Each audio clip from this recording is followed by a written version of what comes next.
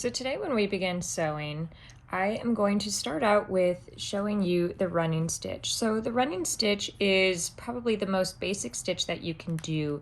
It's definitely just done by inserting your needle in and out of the fabric in any direction. So it can create really straight, rigid, parallel lines. It can create curvilinear shapes, and it can be used as a method of attachment and binding. So to begin my running stitch, and my fabric is curling, so the corners are weighted down. The starch has been activated by ironing after blocking. I have my needle in my right hand. I'm right hand dominant, and the knot in my left. And I'm going to insert my needle from the underside of the fabric. I am also using an embroidery needle. It's a little bit thicker, and I'm using two strands of thread at this point just so that you can see. Typically, I prefer to use a single length because it snags less, but this is a little bit better for demonstration purposes. So I'm simply putting my needle, inserting it into the fabric, and kind of making equidistant spaces in between my stitches. So essentially, you are simply running your thread through the fabric.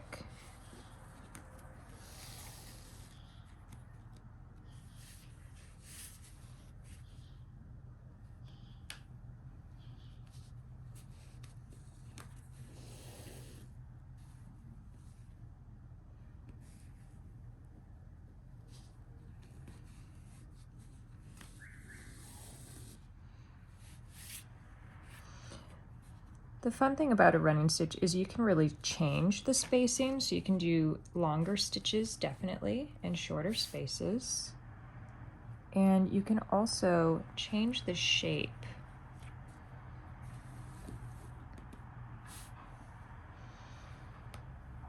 So again, running stitches can be used for seams, they can be used for application methods. It can be an embroidery technique to give embellishment, so there really is no limit to what the running stitch can do. And so already you see a different effect from this really evenly spaced line. Now I'm creating some shape, but I've increased my stitch length and decreased the spacing in between.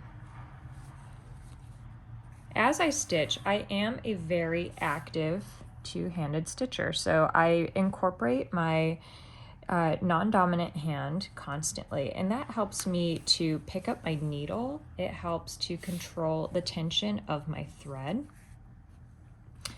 and prevent puckering and tension created by my stitching into the fabric.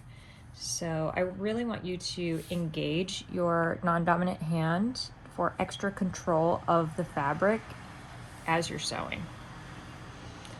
It can feel uncomfortable at first, especially if you very rarely activate that non-dominant hand, but you will begin to see a major difference in your stitch quality.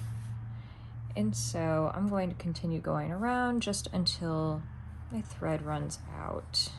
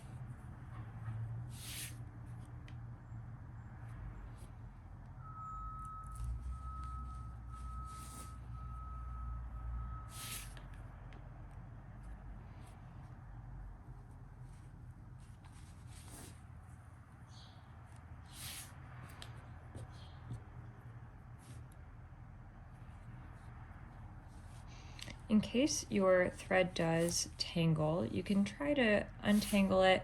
That's fine. You can also just simply tie a knot on the back side and begin with a new length of thread. Another contributor to thread tangling is working with too long of a length. It'll usually tangle as you're going through with the excess, and so it's better just to work maybe with 1 to 2 arms length if doubled.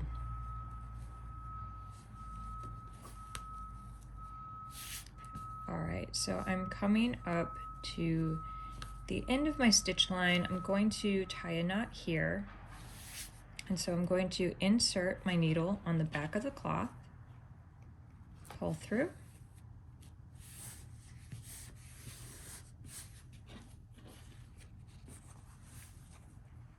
and perform an overhand knot. So I'm creating a loop with my left hand. I'm inserting my needle through the loop and pulling it through. I'm controlling all of the direction of the loop with my left hand. I'm going to pull the knot, or what will become the knot, the axes of the thread, all the way to the ground cloth. I'm going to put my thumb on it, and then I'm just going to pull. When you move your thumb, the knot is at the base of the cloth. And so I'm going to do the exact same thing over again, creating a loop with my left hand, passing my needle under and through, sinking the axes of the thread at the base of the cloth, putting my thumb over it and pulling. Now I have a double knot at the base of the cloth, and it's not going to go anywhere. When I am creating a knot to begin stitching, it's very much the same thing. I'm going to create a loop with my left hand, pass my thread over and through, and then control where the knot falls by pinching the loop in between my index and middle finger and the tail of the thread with my thumb and forefinger, pulling, and so I have one knot. I'm going to do it again.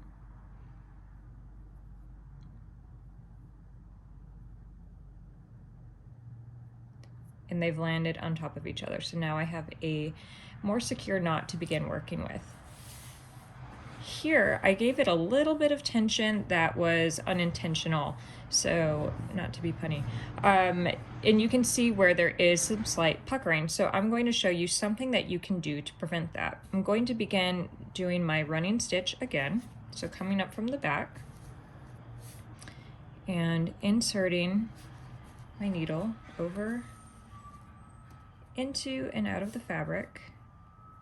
And what we can do to prevent that is doing a back stitch. And so a back stitch looks just like the running stitch, except this time I'm going to insert my needle into the cloth, come up an entire stitch length away. So my spacing has drastically increased. It's that entire stitch length that we're going to see on top of the fabric now. And instead of moving forward with my running stitch, I'm going to go back, and I'm going to go right back into the last point of insertion from the previous stitch. So I'm going to create continuity in my stitch line, and I'm going to do the same thing. My next stitch is an entire stitch length forward on the back side of the cloth.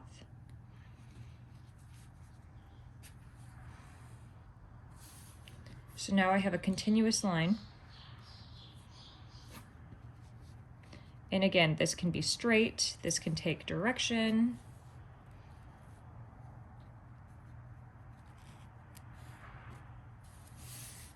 And so the incredible thing about a back stitch now is that if I tug on the back stitch, not that one, maybe thinking about it getting snagged. If I'm pulling on this, imagine if you were wearing an embroidered jacket or something and your finger or fingernail snagged it, or the button on your blouse, etc. Nothing can really pull that running stitch. You don't see any tension being added to the piece. The back stitch. It is completely locked into place. And so even if you do a series of running stitches, it is a good idea to throw a back stitch in maybe every 20 stitches.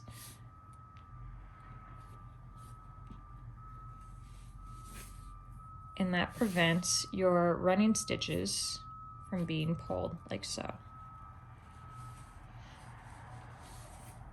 So that's my one back stitch, and I'll continue on my running stitches.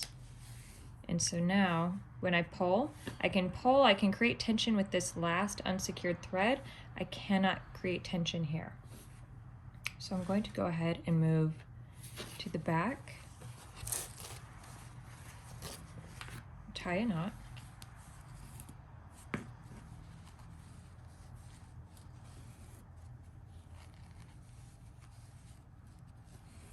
Okay, perfect.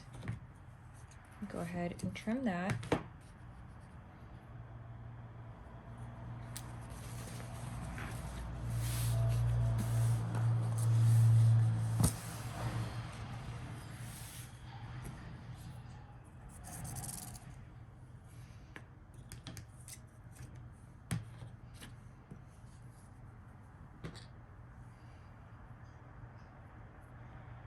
So I'm inserting my thread, doubling the length. This is also good if you are working with, say, a spool of thread intended for machine sewing. So it might be quite thinner, it might be polyester and maybe have some give to it. So it's just a good thing so that you don't have your thread constantly snapping to work with a double length. Okay, I'm going to trim my tail. So I am going to show you some applique, and so I have a pre-cut quilt hexagon. And something that you can do to ground an applique to the base cloth is called a sprinkle stitch. And a sprinkle stitch looks very similar to a running stitch, except it's done at random. And so I'm coming up maybe 1/4 of an inch away from the edge.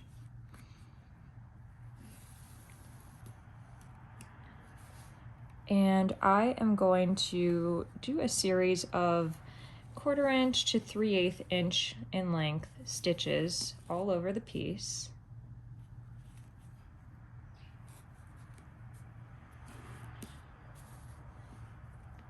At random, like I said. The only thing about the sprinkle stitch is that they cannot overlap on the front or the back side, because that's going to create tension and puckering and really disturb the intended look of the applique. And so you have to be conscious of where you are placing these stitches and not put yourself in a corner, so to speak, so that you can always move around your previous stitches.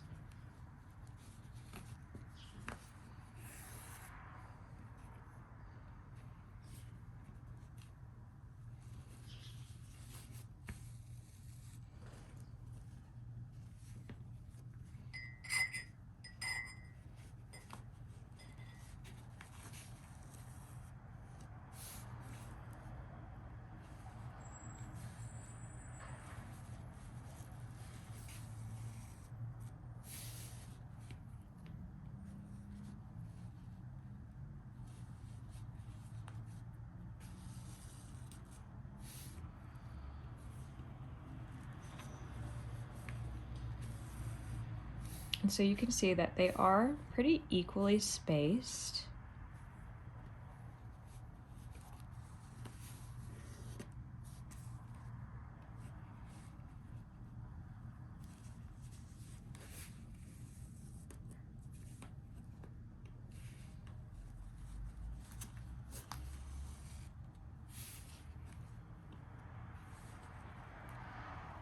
So now I've come to the edge, and I want to show you a way to secure the outside of an applique. So we have the inside.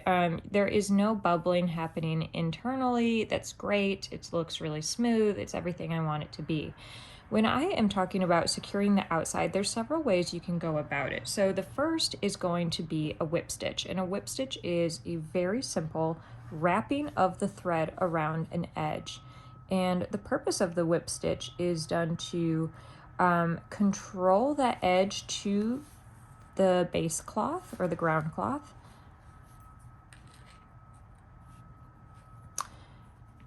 and prevent the edges from lifting, right? So you don't want the edges to snag up either and tear. Something that the whip stitch also does is prevents a raw edge from fraying. And so we'll talk about the buttonhole stitch in a minute, but because this is an unfinished edge and I have not turned it over, the fabric, it can fray. And so if I just scrape it with my fingernail, you can see it's already beginning to fray. It can continue fraying throughout. It cannot, however, fray past the edge of the internal stitch of the whip stitch or into the applique. These stitches add integrity to the fabric and prevent those threads from fraying.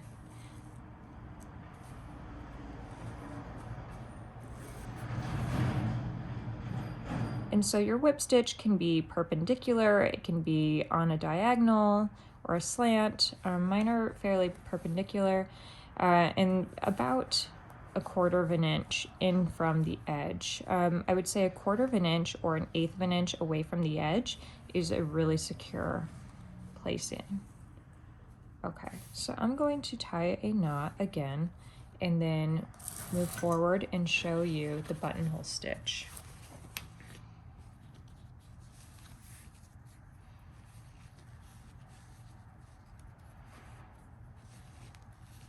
And so on the back of my cloth, you see that all of the stitches look exactly the same as they do on the front. And so there's no puckering, there's no bunching, there's no crossing over. You're just seeing the spacing of the stitches. Oof.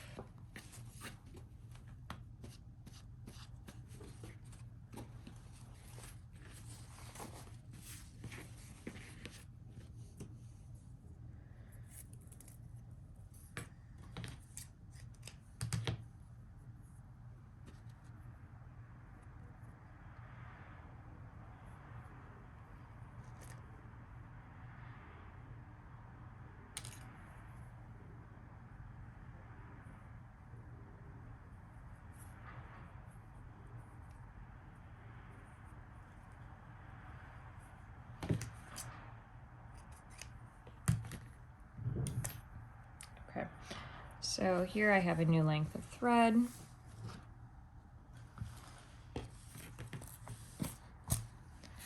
And I am going to begin my buttonhole stitch. And so my buttonhole stitch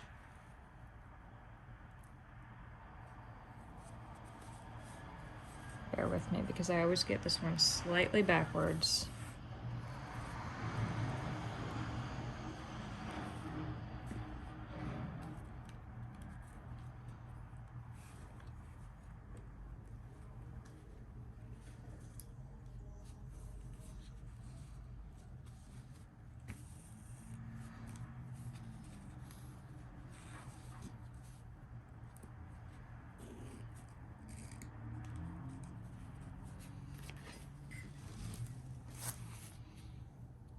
So essentially I am creating, and this thread is really snarling, I am creating a chain link along the raw edge of my applique.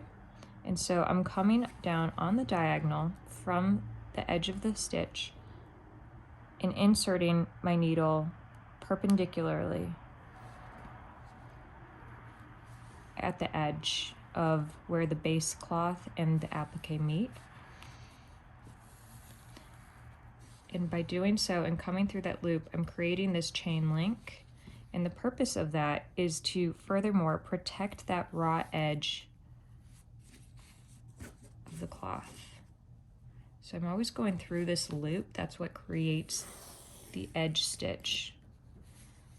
And this furthermore protects the integrity of that raw edge of the fabric. So if you look at any buttonhole on a shirt or jeans, it's always been protected, and that prevents that hole from stretching and growing. So the buttonhole or blanket stitch is one of the most secure that you can do to control the edge of, or the raw edge of a garment. Certain designers like Comme des Garçons are really famous for having deconstructed or raw edged garments. But if you examine the garment closely, you can see that they usually have a single stitch line or a double stitch line, maybe a half an inch away from the edge, and that is to prevent those threads from fraying. So it's usually pretty discreet or minimal, but that's the intention of that stitch length. And so it'll still be unfinished, unhemmed, but it'll have a single or double row machine stitching.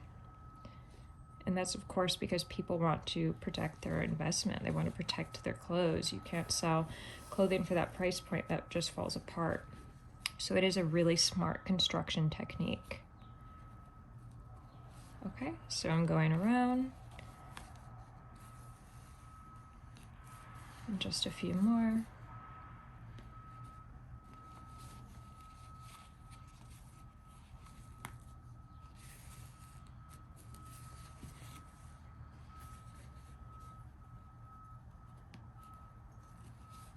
And so this has been the buttonhole stitch. And so I hope these few stitches, the running stitch, the back stitch, the sprinkle stitch, whip stitch, and the buttonhole stitch can get you started on some of these manipulations.